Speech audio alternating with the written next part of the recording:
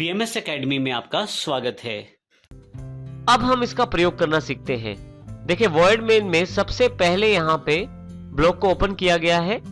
किसी भी क्लास को प्रयोग करने के लिए सबसे पहले हमें उसका ऑब्जेक्ट क्रिएट करना होता है। तो यहाँ पे यदि आप देखें तो कार हमारी क्लास है और हमने मारुति के नाम से यहाँ पे एक ऑब्जेक्ट क्रिएट किया है। मारुति वो ऑब्जेक्ट या वेरिएबल है जो किसी कार के वेरिएबल्स या फंक्शंस को एक्सेस कर सकता है। तो यहाँ पे हम सबसे पहले सेट स्पीड फंक्शन को कॉल करते हैं, जिसमें यूजर के द्वारा स्पीड को इनपुट किया जाएगा। इस फंक्शन को जो कॉल करने का तरीका है, आप यहाँ ध्यान दें तो सबसे पहले ऑब्जेक्ट, फिर डॉट ऑपरेटर। फंक्शन को आप कॉल करना चाहते हैं उसको कॉल कर सकते हैं इस ऑब्जेक्ट के साथ। इसी तरह से हमने स्पीड बढ़ाने के लिए मारुति डॉट इंक्रीज स्पीड के रूप में जो फंक्शन बनाया है उसको कॉल किया है। हम यहाँ पे Maruti dot speed direct speed variable को कॉल नहीं कर सकते। उसका कारण ये है क्योंकि हमारे पास स्पीड वेरिएबल जो है वो प्राइवेट मेंबर है। सभी वेरिएबल्स जो हमने डिफाइन किए थे कार क्लास में वो सभी प्राइवेट थे। इस कारण हम उन वेरिएबल्स को यहाँ डायरेक्ट ऑब्जेक्ट के साथ कॉल नहीं कर पाएंगे क्योंकि वो क्लास के स्कोप से बाहर हैं और वो प्राइवेट है। यदि आप इनको प्रयोग करने की कोशिश करते हैं तो आपके पास एरर आ जाएगा। इसी तरह से यहाँ पे मारुति डॉट डिक्रीज स्पीड मैंने 3 बार इस फंक्शन को प्रयोग किया है, तो हर बार 20 स्पीड कम हो जाएगी Maruti dot decrease speed function चलाने से। और फाइनली यहाँ गेट ch और नीचे हमने यहाँ पे वर्ड मेन फंक्शन को क्लोज किया है। तो वर्ड मेन में हमने जो चीजें शामिल की हैं वो सबसे पहले हमने उस क्लास का ऑब्जेक्ट, कार क्लास का ऑब्जेक्ट मारुति, उसके द्वारा हमने उन सभी मेंबर फंक्शंस को कॉल किया है जो पब्लिक है।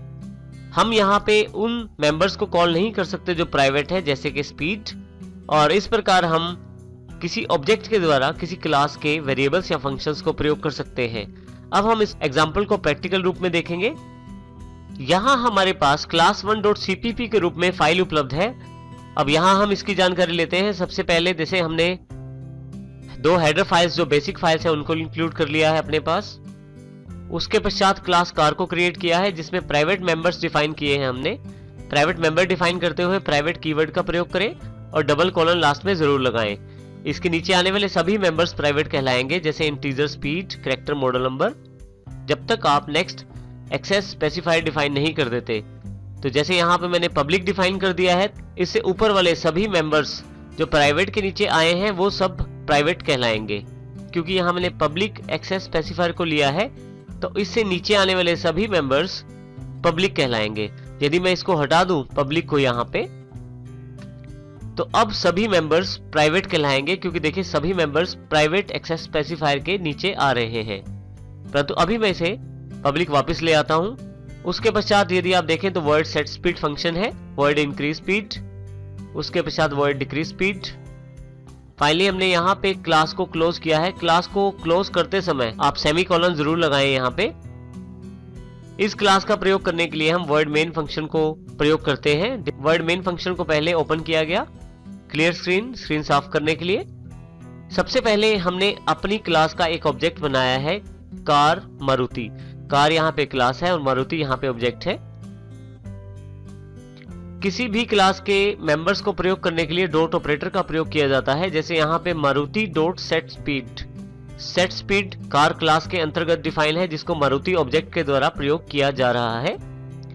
आप एक क्लास के जितने चाहे ऑब्जेक्ट बना सकते हैं, सभी इन फंक्शंस को प्रयोग कर सकते हैं। इसी तरह से यदि आप यहां देखें तो मैंने इंक्रीज स्पीड फंक्शन को प्रयोग किया है। मैं यहां पर मारुति डॉट स्पीड अर्थात स्पीड वेरिएबल जो कि प्राइवेट मेंबर है इसको प्रयोग नहीं कर सकता क्योंकि ये प्राइवेट है। इसकी एक्सेसिबिलिटी सिर्फ कार क्लास में ही है। तो देखिए यहाँ पे आप यदि आप देखें तो डिक्रीज स्पीड फंक्शन को कॉल किया गया है 3 बार। फाइनली गेट ch के पश्चात क्लोज कर दिया गया है। कंट्रोल F9 से अब मैं इस प्रोग्राम को रन करता हूं। देखिए सबसे पहले मैसेज अवेलेबल है क्योंकि आपके पास सेट स्पीड फंक्शन पहले चलाया गया है मारुति ऑब्जेक्ट के द्वारा। तो यहां मैं स्पीड एंटर कर देता हूं।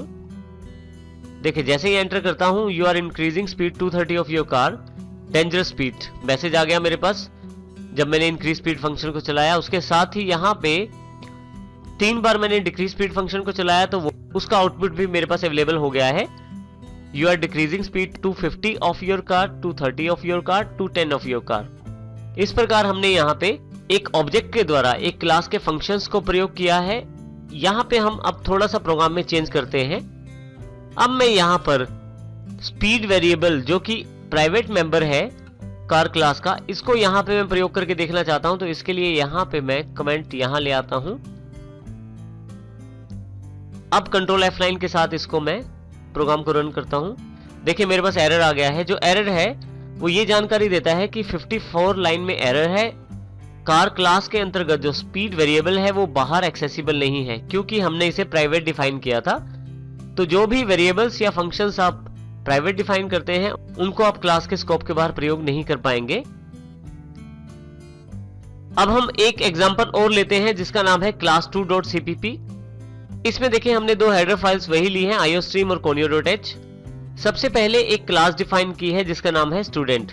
इसके लिए हमने क्लास कीवर्ड को प्रयोग किया है। स्टूडेंट इस क्लास का नाम है। इसमें हमने प्राइवेट मेंबर्स के अंतर्गत जो वेरिएबल्स डिफाइन किए हैं वो है integer roll number, character name, integer marks. उसके पश्चात जो पब्लिक मेंबर्स हमने डिफाइन किए हैं वो फंक्शंस हैं, जैसे void set data, जिसमें हम किसी स्टूडेंट से रिलेटेड डेटा को इनपुट करवाते हैं। जैसे रोल नंबर पूछा जाता है, एंटर योर रोल नंबर, और रोल नंबर प्रदान किया जाता है यूजर या स्टूडेंट के द्वारा। इसी प्रकार से नाम और मार्क्स। नीचे हमारे पास दूसरा फंक्शन अवेलेबल है शो डेटा के रूप में। जो डेटा हमने स्टोर किया है किसी ऑब्जेक्ट में उसको हम एक्सेस कर सकते हैं शो डेटा के साथ। उसके लिए हमने यहाँ पे शो डेटा फंक्शन का प्रयोग किया है, जिसमें देखिए यहाँ पे you have registered for your course एक एंडल के साथ मैसेज अवेलेबल है, जिसमें जो डेटा फीड जो डेटा स्टोर है उसको रोल नंबर, नेम और मार्क्स वेरिएबल के साथ शो किया जाएगा। अब यदि आप देखें void main फंक्शन के अंतर्गत हमारे पास यहाँ पे सबसे पहले क्लियर स्क्रीन और नीचे गेट ch, उसके बीच में हमने जो सबसे इंपॉर्टेंट पार्ट हमारे लिए है वो ये सेक्शन है। सबसे पहले हमने स्टूडेंट क्लास का एक ऑब्जेक्ट क्रिएट किया है s1। s1 dot set data करते ही सभी इनपुट वैल्यूज हम ले ली जाएंगी और s1 ऑब्जेक्ट में स्टोर कर दी जाएंगी। और जैसे ही s1 डॉट शो डेटा करता हूं वो सभी वैल्यूज जो s1 में स्टोर्ड हैं उन्हें दिखा दिया जाएगा। अब हम इसे प्रैक्टिकल करके देखते हैं इस एग्जांपल को। यहां हमारे पास class2.cpp के रूप में एग्जांपल उपलब्ध है। पहले हम इसकी जानकारी लेते हैं। यहाँ पे सबसे पहले यदि आप ऊपर की तरफ देखें तो दोनों हेडर फाइल्स, उसके पश्चात सबसे मेन कार्य हमारे पास हमने यहाँ पे क्लास डिफाइन की है क्लास कीवर्ड के साथ। क्लास का नाम है स्टूडेंट। इसके अंतर्गत हमने देखे प्राइवेट एक्सेस स्पेसिफायर के अंतर्गत रोल नंबर, नेम और मार्क्स को डिफाइन किया है, और पब्लिक एक्सेस स्पेसिफायर के अंदर सेट डेटा, जिसमें हम उन स्टूडेंट्स का डेटा स्टोर करेंगे, और शो डेटा के अंतर्गत डेटा को दिखाया जाएगा। जो डेटा हमने पहले स्टोर किया है उसको दिखाने के लिए हमने शो डेटा फंक्शन का प्रयोग किया है। और फाइनली नीचे यहाँ पे क्लास की डेफिनेशन को क्लोज कर दिया गया है एंडिंग करली ब्रैकेट के साथ। यहाँ सेमीकोलन जरूर लगाएं आप। उसके पश्चात ही नीचे की तरफ यदि आप आए तो void main में हमारे पास यहाँ पे जो void main फंक्शन है, इसमें सबसे पहले जो हमारा मुख्य कार्य है वो स्टूडेंट क्लास का s1 ऑब्जेक्ट बनाना है। ऑब्जेक्ट बनाने के साथ हम s1 के साथ सेट डेटा को कॉल करते हैं। सेट डेटा फंक्शन है हमारे पास स्टूडेंट क्लास में। तो इस प्रकार s1 में स्टूडेंट का डेटा स्टोर किया जाएगा, और उसके पश्चात उस डेटा को देखने के लिए s1.show डेटा का प्रयोग किया गया है। जो डेटा हमने सेट डेटा के द्वारा स्टोर किया था उसको शो डेटा के द्वारा देखा जाएगा। अब हम कंट्रोल F9 से इस प्रोग्राम को रन करते हैं। सबसे पहले एंटर योर रोल नंबर, मैं यहाँ रोल नंबर एंटर कर देता हूँ। Enter your first name, name enter कर देता हूँ। एंटर योर मार्क्स, जैसे ही मार्क्स एंटर करता हूँ यहाँ पे मैं, मेरे पास यहाँ पे you have registered for the course, your roll number is 1, name is Varinder, marks are 33। तो पहले सबसे पहले सेट डेटा के द्वारा डेटा हमसे प्राप्त किया गया और s1 ऑब्जेक्ट में स्टोर किया गया। उसके पश्चात शो डेटा के द्वारा s1 ऑब्जेक्ट में से वो डेटा हमारे सामने दिखाया गया। इस प्रकार हम क्लास के इस एग्जांपल का प्रयोग कर सकते हैं।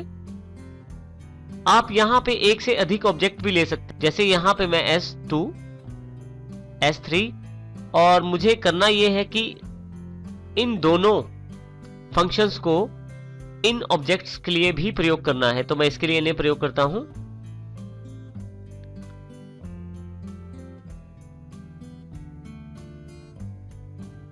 मैं S2 के लिए और फिर से S2 के लिए प्रयोग कर लेता हूं। इसी तरह से S3 के लिए आप जितने चाहें उतने ऑब्जेक्ट डिक्लेयर कर सकते हैं किसी क्लास के। मैंने यहाँ 3 ऑब्जेक्ट लिए हैं और तीनों में डेटा को पहले स्टोर किया है, फिर उनका डेटा दिखाया गया है।